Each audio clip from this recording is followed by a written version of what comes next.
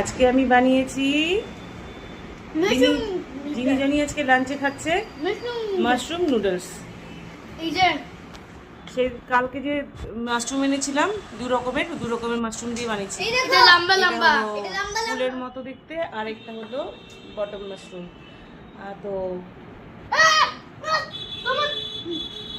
কেমন হচ্ছে দেখো, ওই যে একটা ভীমরুল আসছে, ওই ভীমরুলটাকে দেখে পালালো, চলে গেছে। তোমার কার ছিল খাবারের গন্ধ শুনে কেমন হয়েছে খেতে ভালো বললে না তো।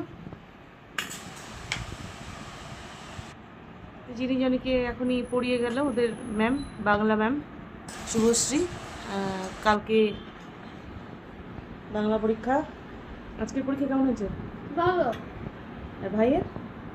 ভালো।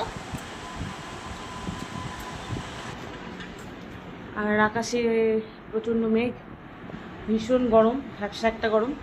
তো চলো আজকের মতন আমার ব্লগ এখানেই শেষ করছি। Tata, bye bye. কেমন করে বসে আছে জনি?